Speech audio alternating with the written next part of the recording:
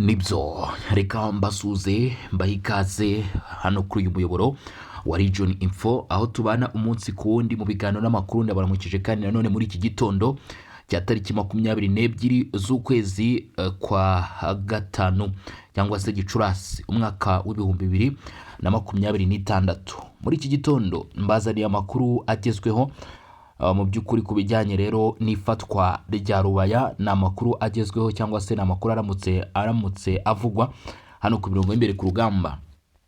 By'umwihariko iki kiganiro cyacu kiraza kwibanda kuri amakuru yo muri teritwari ya Masisi, ariko ntabwo ari byo byonyine gusa ngo ufitiye. Ndaza kukubwira raporo ikomeye cyane yashyizwe hanze n'igisirikare cya Leta Repubulika ya Demokarasi ya Kongo FARDC ku bijyanye n'ibikorwa umutwe wa 23 w'abakoze mu Minembwe.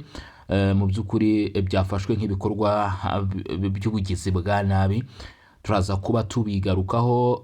Si ibyo gusa ngo ufite n'andi makuru agiye atandukanye akomeje kugenda akwirakwira cyangwa se asirikira hirya no hino ku bijyanye ariko n'ubundi n'umutekano hano w'akarere ka Afurika y'ibiyaga bigari. Hari utuntu n'utundi ndaza kukubwira ibintu 10 bishobora kwangiza ubwonko bwawe uramutse utabyitwaretse kandi ugasanga ari ibintu bidasaba ko wishyura.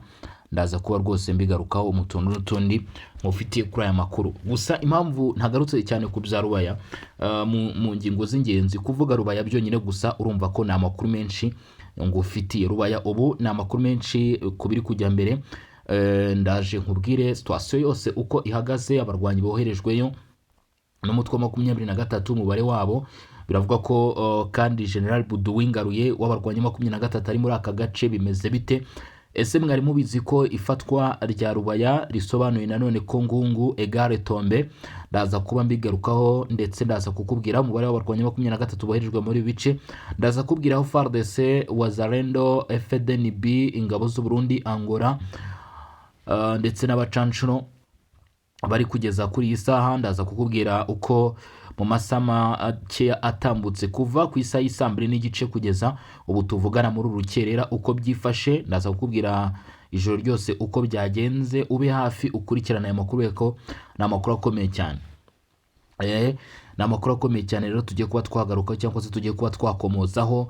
Hanyuma rero mbere ko ninjira no mu zindi ngingo tugenda tugarukaho, ari no kutugenda dusatira kurambura aya makuru, reka mbanze n'isuriza abantu mudukurikiranye muri mu bice bigiye bitandukanye. Abantu mudukurikiranye muri mu Burundi, abantu mudukurikiranye muri Uganda, abantu mudukurikiranye muri Kenya, Tanzania ndetse n'andi bice bigiye bitandukanye mu Rwanda, tutibagiwe muri Repubulika ya Demokarasi ya Kongo.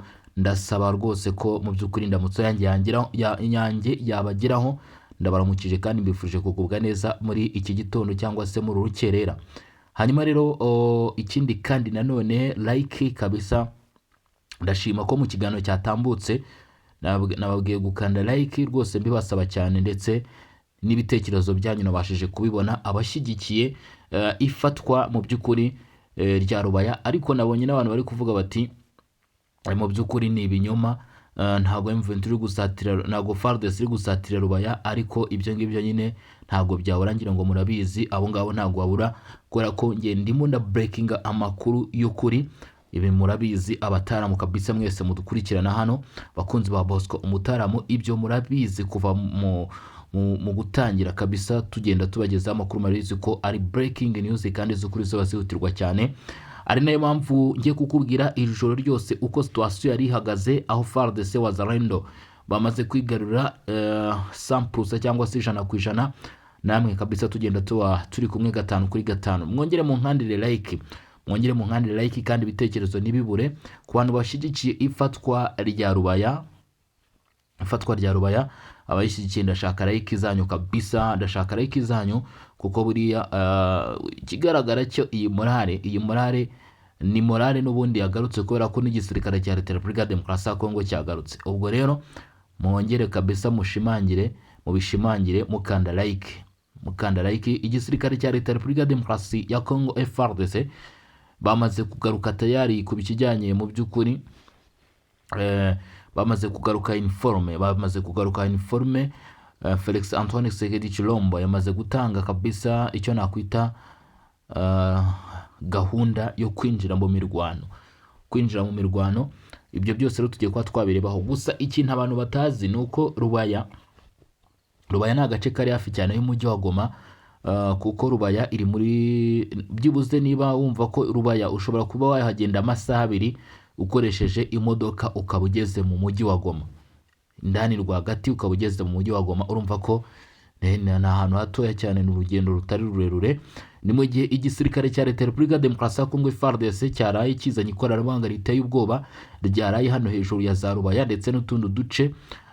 Ndaza kubigarukaho, za Nguru, za Nkokwe, za Kasheki. Ndakubwira ikoranabuhanga ryahageze ari gukoreshwa na FARDC iryo ari ryo ndetse n'uburyo ririmo gukoramo, ndabigarukaho nabyo ndabikubwira. Ni Rubaya izengutswe n'utu duce dukurikira rero tugiye kwinjiramo: Cyugi, Kabara, Kasenyi, Kanyaru ndetse n'aho bita za Kiruri.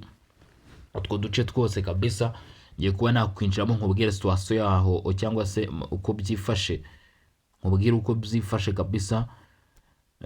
Tayari nkubwire uko ibintu bihagaze wa muntu we. Ubwo tuva za Rubaya twerekeza Bihambwe, kandi niyo gahunda ubwo ngibwo ihari, ni ugukomeza. Abantu rero banyarukira muri groupe yacu Songa Mbere, by'umwihariko hari abantu bagiye bajya muri groupe bakayivamo nk'abantu mwe, ugasanga ntago mu by'ukuri kuyisubiramo biri kubera ko turi gushyira link ahatangirwa ibitekerezo n'inyunganizi. Link ndi kuyashyira, ariko abantu mutari kubasha kujyamo nta kindi kintu kirimo kubitera, nuko mwagiye muri groupe mwangiza mukayivamo. Biraza kugusaba rero kunyandikira, nyuma nkaza kukwemvita ukabona gusubira muri groupe yacu ya WhatsApp ya Songa Mbere. Arababikoze ntaremvita, ariko mukanye ko kantu ngiye kuba nakora kabisa. Ndetse n'abantu mwanyarukiye ku rukiko info mugakurikirana amakuru, ndetse nshimira cyane mbikuye ku mutima abantu mwakanze subscribe ku rukiko info. Ndasaba rwose ko n'uyu munsi mu makuru tuza kugenda ducishaho cyangwa dutambutsa ko breaking news ziraza komeza kugenda zinyuraho. Nyuma y'aya amakuru menshi akomeza kugenda asohoka, ndaza kugenda kabisa nyatambutsaho. Munyarukiro naho mukande subscribe. Hanyuma nangaha ni twibagirwe ku muntu dukurikiye ku nshuro ya mbere cyangwa se ubanye natwe ku nshuro ya mbere, ndashaka ko ukanda subscribe cyangwa se sabone. Ibihumbi 24 bigiye kugera, tumaze kuba ibihumbi 23,900. Nibwo nakoze iki kiganiro turi 23,900. Nizere ko by'ukuri ikiganiro kindi nza gushyiraho, ikiganiro kindi nza gutambutsa hano kabisa kuri Region Info, tuza kuba twamaze kugera tayari mu 24,000, ari nako tugerukira ku rukiko tukazamura naho subscribe. Reka rero nta gutinda, reka ndeke kwizimba mu magambo, kuko hari abantu mutegerezanyije amatsiko amakuru muri benshi uko byifashe mu buryo burambuye. Apana mu by'ukuri wenda ingingo z'ingenzi cyangwa se impfunyamfunya mushaka kumva uko byifashe mu buryo burambuye kanuko, kandi kubuko bari n'amakuru menshi cyane tuba tutababwiye mu ngingo z'ingenzi, kandi amakuru aba ari ingenzi. Nk'ubu nk'aya makuru ngiye guheraho mbere yuko ninjira Rubaya, ngiye guhera hanga muri duce twa Ngungu. Ndakubwira General Topoclame wa Wazalendo wamaze kuhakandagira tayari, nabyo bari ibintu bikomeye cyane. N'uduce twegereye Ngungu twafashwe, dushobora guteza ibyago bikomeye cyane kuri iyi Ngungu.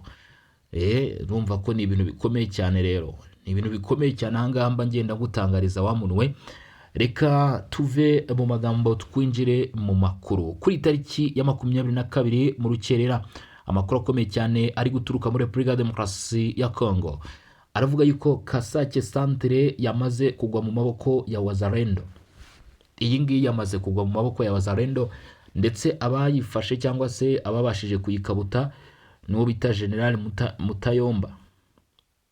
Wazalendo ya General Mutayomba ndetse n'itsinda bita Maroc, ku masaha y'umugoroba ku munsi w'ejo tariki 21 byari kuwa 4 w'icyumweru, nibwo bayicakiye.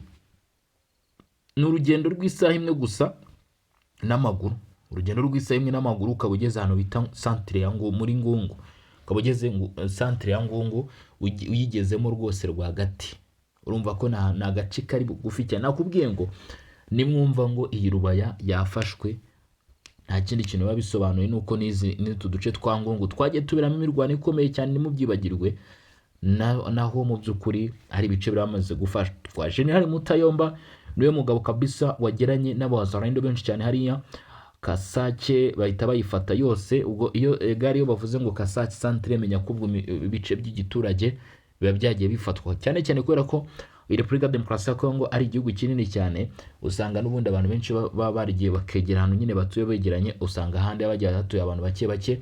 hanyuma rero centre yo yamaze gufatwa ya Kasake ni urugendo rw'isaha imwe gusa wiyerekereje Ingungu. Aka tugaruke Rubaya babwire situation yaho rero uko byifashe cyangwa se uko bimeze. Kuri ubu ngubu ndimo ndabona rero amakuru ari imbere yanjye aravuga ko byifashe cyangwa se uko bihagaze mw'abantu mwe.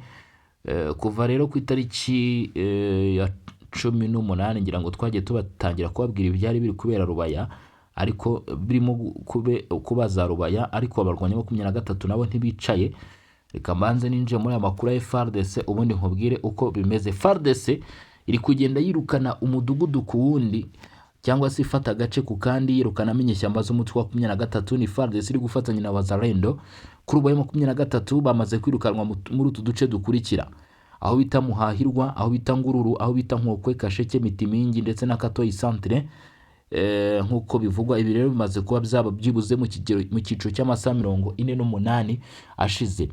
Ndetse kuri ubu ngubu kandi abarwanyi ba FC23 bakomeje kugira ubwoba bukomeye cyane kubishobora kuba byabaho Rubaya, ari nayo mpamvu amakuru akomeye cyane ari kutugeraho yamaze kwemeza ko kuri ubu ngubu abarwanyi b'umutwe twaje muri 23 bamwe mu bayobozi bagiye batandukanye bageze hafi y'ibice bakora inama ikomeye cyane. Gusa nubwo byagenze gutyo ya 23 yari ifite ubwoba bukomeye cyane, ariko bahise basaba ubwo byari birimo bisatira amasaha y'ijoro.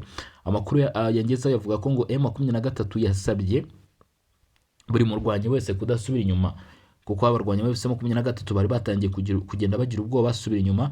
Ikintu cyahise kibaho rero, ni iki? Byahise biba ngombwa ko abarwanyi ba FC23 ngo bategeka ko rwose nta murwanyi wabo ugomba kongera gusubira inyuma. Urasubira inyuma ukaraswa, nta bintu byo gusubira inyuma ku rugamba. Hanyuma ikintu kiriho, aba bayobozi rero icyabazanye ahangaha baje gutanga morale. Bazanye rero niki? Bazanye n'abasirikare bagera ku 2700 basaga 2700 gutyo bamaze kwerekezwa no ku mirongo y'imbere ku rugamba. Nabikubwiye maze iminsi mbikubwira, hari mu byukora abasirikare bakwana mu bice by'umujyi wa Goma, ariko bageze mu mujyi wa Goma bavuye muri territoire ya Rucuro mu bice bigiye bitandukanye. Imibare rero yamaze kuba yajya ahagaragara, imibare nayiraranye nabagera ku 2700 bagomba kwisuka ngaho Rubaya. Rubaya buriya nagace nabikubwiye, nagace gakomeye cyane kubera ko nagace 23 icukuramo amabuye y'agaciro, ndetse amabuye y'agaciro acukurwa hanga muri Rubaya n'amabuye avamo amafaranga menshi, amamiliyoni n'amamiliyoni. Ikindi ugomba ko wamenya kiriho nuko aka gace mu byukuri usibye kuba gakurwamo amabuye menshi cyane, 23 ushaka gukuramo ubushobozi bugiye butandukanye bwo kugura intwaro, kwifashisha ndetse no mu bindi bigiye bitandukanye. Yewe ni Rubaya n'ubundi ifungura n'ibindi bice bigiye bitandukanye. Ibyo rero bituma izo factory zose zirimo ziratuma 23 ituma mu byukuri cyangwa se igomba gukora igishoboka cyose kugira ngo iyi Rubaya igume mu maboko yabo, ariko mu byukuri mu kuri guhari biragoye. Abasesenguzi bati rero Rubaya ishobora kuba kimwe mu bice bikomeye cyane bishobora kurekurwa haguyemo abarwanyi benshi cyane mu 23. Kuba urugamba ruri kuba hakabaho kuhatindana egare kugenda batakaza umubare mwinshi w'abarwanyi. Kandi igisirikare cya Repubulika ya Demokarasi ya Kongo mwumvishe ko cyahinduye ibijyanye n'imirwano, barimo gukora imirwano ya nijoro. Ejo Lawrence Kanyuka yarabivuze avuga ko ngo Katoyi baraye baraswaho mu ijoro rishyira ku munsi w'ejo hashize, avuga ati rwose drone zaraye ziturasaho, izirimo kamikaze, izirimo Ket6, iziri drone zikomeye cyane. Nshaka no kugarukaho gatoya, ariko reka maze nkubwire ko ubu tuvugana icyo ugomba kuba washyira mu mutwe cyangwa se ugomba kubika ahantu, nuko abasirikare ba 23 bakoze advance bongera akabaraga hano Rubaya, bongeramo abasirikare morale. Nuko byagenze, ndetse biravuga ko mu bayobozi bari hano bari gukurikirana ibijyanye n'urugamba korana rw'umutwe wa 23 kugira ngo Rubaya idafatwa. Hashyizwe umurwanyi kabuhariwe wa 23, ariko iyi Rubaya abarwanyi 23 bagomba kwitondera, kuko murabizi ko bitari Lieutenant Colonel Wiringoma umuvugizi mu bya gisirikare ariho yaguye mu minsi yashize. Bivuze ngo 23 yafite icyo gikomeye cyane ko yaratakaje umuyobozi nk'uyu nguyu. N'abangaba rero bahazanwe bakwiye kuba bakwitonda. Ariko uko bimeze kose menya ko ahanga muri aka gace haje mu byukuri umurwanyi kabuhariwe wa M23, umwe mu bagabo batinyitse, ni umwe mu bagabo bari ku rwego rwa General Sultan Emmanuel Makenga mu mutwe wa 23, nawe arindwa mubi.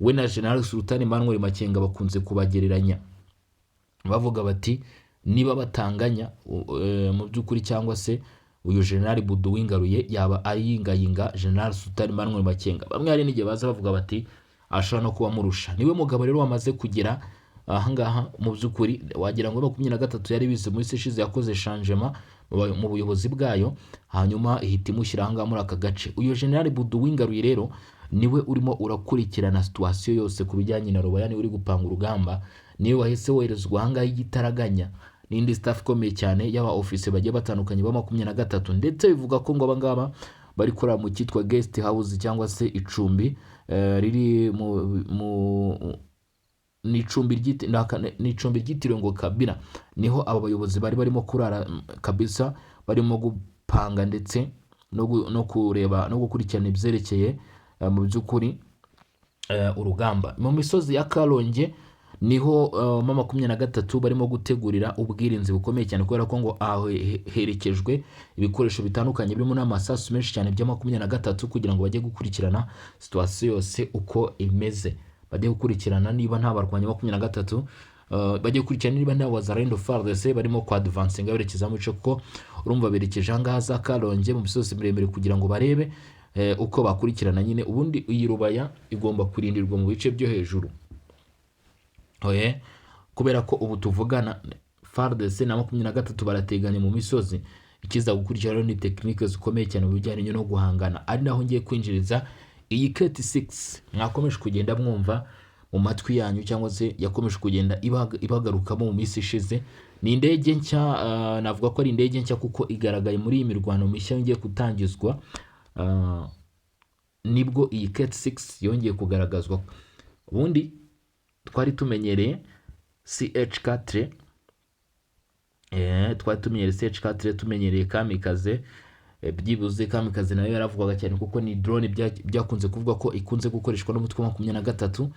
Twari tumenyereye Sukhoi 25, ariko kuri ubu ngubu amakuru ariho ni KT6. Iyi ni drone ikomeye cyane irimo gukoreshwa na FARDC, yakoreshejwe mu bice bigiye bitandukanye muri Kivu y'Amajyepfo, ndetse bivuga ko iyi drone yatitije ku buryo budasanzwe bamwe mu bo muri M23 bice bya Mikenge Puezero kabisa, ngo yakanganije ku buryo budasanzwe umutwe mu kibaya cya Ruzizi.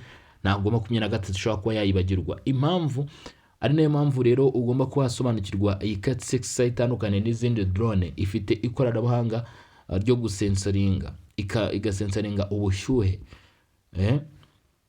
ubushyuhe, hanyuma rero ikabigaragaza mu mabara sinzi hari ukuntu biza ngo bigaragara hakurikijwe ubushyuhe ndetse n'uburyo ikintu kirimo kumuvinga, hanyuma bikagaragara mu mabara agiye atandukanye, bijya gusa nk'ibintu by'imikorombe y'ukuntu, ariko nyine bigaragaza shape y'ikintu kirimo kumuvinga uburyo kimeze. Ibi ngibi rero bituma abarwanyi bafite 23 batabasha kwisanga mu bitero by'ijoro ndetse no kuba barya amakavari n'amambushi, kuko buri 23 nayo bazwiho kuba barakunze kujya bakora ibitero bikomeye cyane bishyira amasarukero, ugasanga nka FARDC na wazarendo babyukaga kenshi iminsi yashize mu bitero byabanje muri 2023 na 4, ugasanga babyutse 23 yabagezeho. Izi KT6 rero zirimo zirara zikora uburinze, zirimo zirara zigenda mu bice bigiye bitandukanye, ari nayo mpamvu abarwanyi 23 basabwe kwitonda kugaba ibitero, ndetse babategeka kurinda iyi Rubaya, ibindi bakabyihoreye, kubera yuko izi KT6 zaraye zikora ubutasi bukomeye cyane, zaraye zikora uburinzi ku basirikare n'abacanshuro biriwe mu rugamba ku munsi w'ejo. Ndetse kandi nta nubwo ari ibyo gusa, n'abarwanyi 23 bashaka kugerageza kwa advancinga, byababera ibyago bikomeye cyane, kuko ntabwo zigarukira aho ngaho. Nyuma yo gudetectinga cyangwa se gusensoringa, mu by'ukuri icyo zibonye zanakirasa, kuko zifite n'ubushobozi bwo kuba zarasa. Ni drone rero zakomeje kugenda zikangaranye cyangwa se zitera ubwoba bamwe mu barwanyi b'umutwe witwaje intwaro 23, zakomeje kugenda zibabera imbogamizi ikomeye cyane. Ni ikoranabuhanga rishya rero ryamaze kugezwa kuri front line cyangwa se ryamaze kugezwa ku rugamba. Inyeshyamba z'umutwe wa 23 zikaba rero zamaze guteranira Rubaya amakuru agaragaza ko mu by'ukuri ahangaha imodoka za bamwe mu bayobozi b'umutwe wa 23 zaparitse ku muhanda Kibabi hafi y'ibice bitandukanye Rubaya rwagati rwose na Kibabi, aho hari inzu yitiriwe witwa Kabila. Mu by'ukuri n'abayobozi rero bakaba ariho bacumbitse nk'uko imodoka zabo zagaragaye muri ibyo bice, ndetse ngo aba nyuma yo kubacumbika hakozwe inama ikomeye cyane yo kurinda Rubaya. Hanyuma rero bivugwa ko inyeshyamba zigiye zitandukanye harimo n'aboherejwe no muri bice agera kuri 700 ndetse n'abari basanzwe muri bice habayeho ko hari aboherejwe bita Karonge ndetse n'ibikoresho bikomeye cyane. Ibi rero bikaba byanatangajwe na bamwe mu baturage bifashishijwe mu kohereza intwaro z'umutwe wa 23 barimo abamotari, no kuvuga bakoraga ibikorwa byo gutwara abantu n'ibintu ku mapikipiki. Ababibonye bazi bamwe mu bayobozi ba 23 bavuze ko General Buduwi Ngaruye ariwe uri hano i Rubaya ndetse arimo gukurikirana situation yose uko mu by'ukuri irimo kugenda ikorwa 5 kuri 5. ngira ngo rero murabyumva ahangaha Rubaya uko situation ihagaze, ntago mu by'ukuri byoroshye, ntago byoroshye. Kinigi Tombe Cyugi rero amakuru yatugezeho yavugaga ko ku munsi w'ejo masaha nimugoroba rwose masaha nimugoroba bitabashije kuba byagendekera neza 23 muri Cyugi kuko harayemo bawazari ndetse na FARDC nyinshi. Bamwe batangiye bati 23 ati iragowe cyane kubera ko ubungubu tuvugana ingabo z'u Burundi Angola tugakubitira ku bacanco, tugakubitira kuri FARDC, tugakubitira kuri wazarendo, abo bose ndetse bamaze guteranira rwose kuri uyu mutwe wa 23. ari mpamvu benshi bavuga bati kuba FARDC igeze mu by'ukuri mu minota, ubundi Rubayaho ni iminota kuko kilometero 15 zari zirimo kuberamo imirwano ku munsi w'ejo Cyugi zamaze kugabanywa ni munsi y'10, ni muri kilometero 10 kumanura rwose niho abasore bari, kuko egare Cyugiyo kuba mu by'ukuri nubwo tutaremeza ko yabaye tombe 100%, ariko ntago ari sous contrôle kubera ko n'uduce tugiye duto turi kugaragaramo abarwanya 23 ndetse na kwa kundi nyine abatarabaho kwemeza, kuko buriya kugira ngo igice bavuga ngo cyafashwe 100% byibuze niba ari muri kilometero 2 muri metero 90 cyangwa se niba ari muri kilometero 2 mu yindi kilometero 1 kilometero 1 cyangwa se mu zindi metero 100 imbere yawe hagomba kuba na aduyi uhari. Niko mu by'ukuri nibyo byibuze n'urugero fatizo dufashe kugira ngo usobanukirwe neza, kugira ngo igice bavuge ko cyabaye tombe nuko mu by'ukuri hari hagati aho ngaho hari ibice biba byamaze kubanza gukurwamo cyangwa se biri kurindirwa umutekano muri kilometero runaka. Niyo mpamvu tutari buze kuvuga izi saha ngo Cyugi, ariko ubundi twakabaye tuvuga gutyo kubera ko harimo kuba hagaragara abatari bakeya, harimo kuba hagaragara abatari bakeya kabisa. Hanyuma reka nkwerekeze ku makuru akomeye cyane rero akomeje kugenda agarukaho cyangwa se akomeje kugenda havugwa. Igisirikare cya leta ya Repubulika Iharanira Demokarasi ya Kongo kitima 23 ibintu muri Kivu y'Amajyepfo birabakoraho. Ati nimwishinge ko muri kuraswa muri Kivu y'Amajyaruguru ngo muvuge ko iki ari igihe cyo kuba mwakura cyangwa se mwakwinjira mu rugamba murasa, kubera yuko biraza kuba bizabakoraho. Ubu tuvugana Lieutenant Colonel Marcus Kaymongoba yongeye gushyira hanze ubutumwa bukomeye cyane bugaruka ku bikorwa by'abarwanyi 23 bari kuvugwaho muri Kivu y'Amajyepfo. Biravuga ko ku munsi wa tariki 21 nibwo igisirikare cya leta ya Repubulika ya Demokarasi ya Kongo FARDC bashinje umutwe wa 23 cyatangaje ko gikomeje guhangayikishwa n'ibitero biri kugabwa n'umutwe wa 23 mu misozi ya Minembwe muri teritwari ya Fizi mu ntara ya Kivu y'Amajyepfo. Mu itangazo ryashyizwe ahagaragara kuwa 3 ndetse no kuwa 4 bivuga ko uduce turimo Karingi ndetse na Mikenge twagabweho ibitero byinshi by'indege zitagira abapilote ndetse zimwe ziza gusubizwa inyuma, ariko ngo zikaba zarangije ibirimo imitungo y'abaturage n'ibindi bigiye bitandukanye nk'uko birimo breakingwa cyangwa se birimo gutangazwa n'ubuyobozi bwa FARDC anga muri ibi bice. Baracyakomeza rero gutangaza ko ibi byanagaragaye Minembwe nk'uko birimo kugaragara ngo ingabo za FCM23 zongeye kugaba igitero gikomeye cyane ku munsi hagana ku munsi w'ejo nk'uko ihuriro ry'ingabo za leta ya Kongo zibivuga, ndetse ngo mu bice bya Minembwe bakoresheje drone. Ni ibitero rero ngo byagabwe mu gace ka Mikenke gaherereye muri teritwari ya Mwenga mu ntara y'Kivu y'Amajyepfo, akomeje kubera imirwano. Amashusho akomeje gukwirakwira ku mbuga nkoranyambaga bivuga ko yafashwe n'abasirikare ba FARDC nyuma y'ibi bitero, agaragaza imirambo y'abasirikare benshi, ariko bivuga ko atari abasirikare ahubwo ari abahotewe ku kigo nderabuzima cyangwa se ku bitaro ndetse no ku bindi bigo bigiye bitandukanye byanga muri utu duce. Nubwo kuri ubu ngubu barwanya ba FC23 bavuga ko batigeze bagaba ibitero bimeze bityo, ahubwo ngo igisirikare cya leta ya Kongo FARDC aricyo kikunze kugaba ibitero nk'ibi ngibi bikomeza kugenda byibasira imyanya ituwe n'abaturage. Kugira ngo murimo kugenda mubyumva, hari amakuru naribonye mu kanya gatoya naje kwakira. Ni amakuru yagarukaga ku bijyanye no kuba mu by'ukuri umutwe wa 23 hari agace rero ngo bagezemo muri teritwari ya Karehe.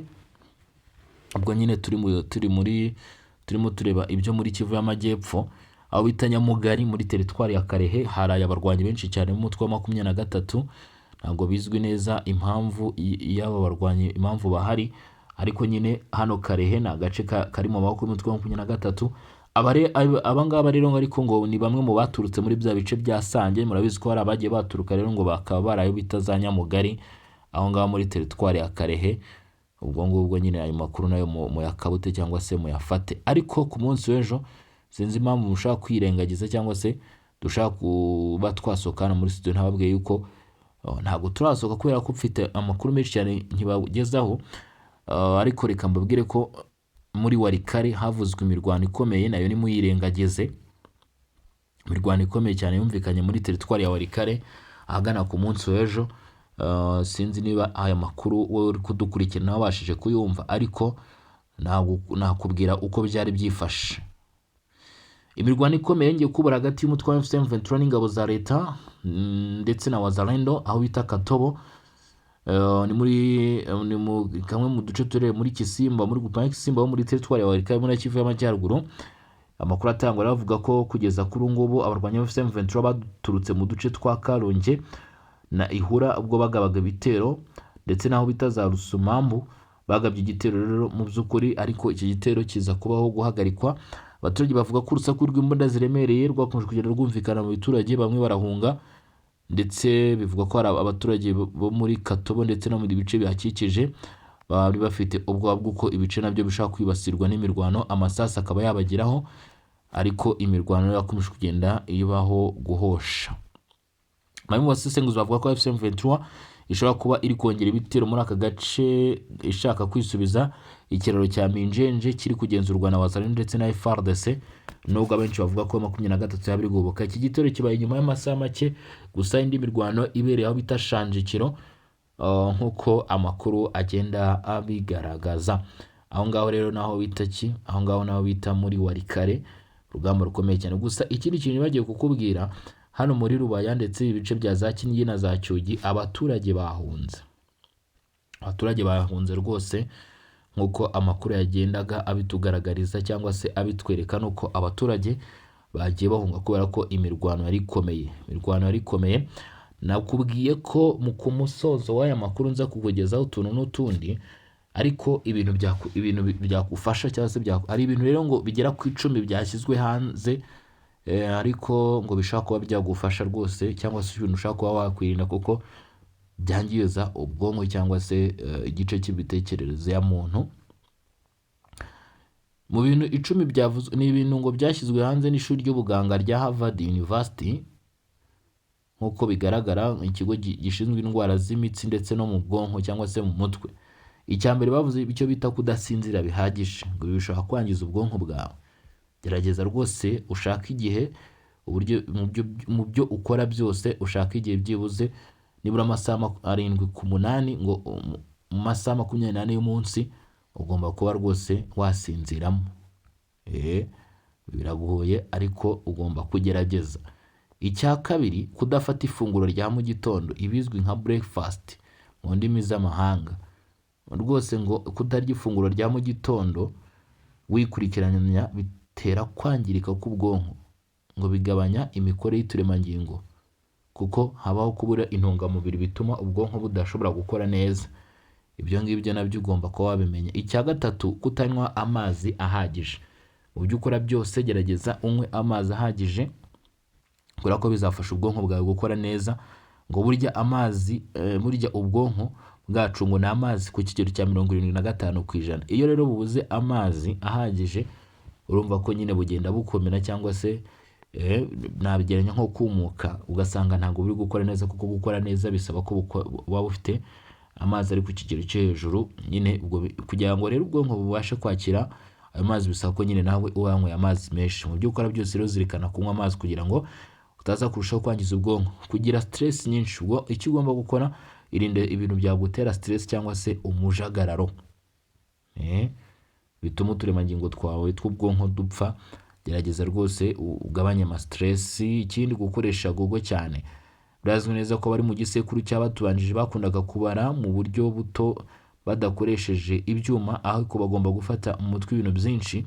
Gusa kugeza uyu munsi rero ibijyanye n'imikoreshereze y'ibi ngibi bivuga ko abashakashatsi batanga inama yo kugira ngo ubwonko bwawe bukomeze gukora, ibuka ibintu udakoresheje ishakisha rya Google. Ngo gerageza nawe ubwonko bwawe mu by'ukuri bugire icyo bita mindset, cyangwa se bugire icyo bubika, apana ibyo byo gukoresha ama Google search cyangwa se ama chat GPT buri kanya, ntabwo ari byo. Icya gatandatu, guhora ukoresha ekuteri n'umuziki usakuza. Ekuteri cyangwa se AirPods ukoresha bishobora gukomeretsa mu minota itarenze 30, kugukomeretsa. Kumva urusaku rwinshi cyangwa rw'igihe kirekire bishobora gutera ububabare bukomeye bwo kutumva. Ibyo rero nabyo ugomba kugerageza ukabyirinda rwose. Ikindi, cya karindwi, twihuta, hari guhora uri wenyine ntusabane n'abantu. Ibi nabyo icyo bita kwigunga bishaka kwangiza ubwonko bwawe. Gerageza mu byo ukora byose ujye ugira n'akanya usabane n'abandi, umuryango wawe cyangwa se n'inshuti n'abavandimwe. Icya munani, ibitekerezo bibi n'abantu bakubwira ibintu bibi. Ibi nabyo ugomba kubyirinda rwose, abantu bakubwira ibintu. Niba ufite akamenyero ko gutekereza ibintu bibi nkaho nta kintu na kimwe cyiza gishobora kukubaho, ibyo nabyo ni bibi. Ibitekerezo bibi bitera imihangayiko, kwiba ndetse no guhangayika bakaba byagira ingaruka ku bwonko. Kurya cyane rero nabyo ahangaha biraza kuba ikibazo. Ni ingenzi cyane ku bwonko kugira indyo iringaniye kandi ikwiye, ku buryo butagenda ngo bupfukiranwe n'ibinure, nabyo si byiza. Ugomba kurya indyo rero iboneye. Igihe cyo kureba kuri telefone cyangwa se kuri televiziyo, gukoresha telefone zigendanwa cyangwa se mu gihe cyo kureba amashusho bigira ingaruka zikomeye ku bunini bw'ubwonko n'imikorere yabwo. Gukoresha telefone zigendanwa cyane cyane mu bana bitera kwangirika cyane kw'inyuma y'ubwonko, bitandukana kuva ku rubyiruko kugeza ku myaka 25. Ubushakashatsi bwagaragaje ko abana bamara igiteranyo cy'amasaha arenga 7 ku munsi kuri TV cyangwa se telefone bafite ubwonko buto buto. Ibi ngibi rero urumva ko tugomba kubona byo twabyirinda.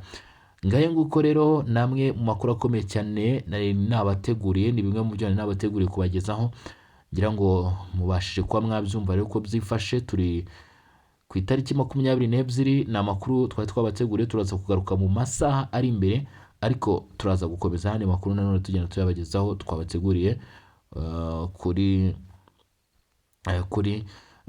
urukiko info. Nahangana yayi kuri John Info, kana subscribe cyangwa se abone, ngiye mwabanaga muri aya makuru n'ibiganiro muri iminota. Akaba ari Bosco muri amasaha rwose. Turaza gusubira in Region Info. Mugire ibe byiza, mukomeze kuryoherwa n'ubuzima. Imana ibigisha mukomeze kugenda byibana namwe. Abagiye mu kazi cyangwa se abatarajya mu kazi, mugire umunsi mwiza n'akazi keza. Ciao ciao, hasta la vista.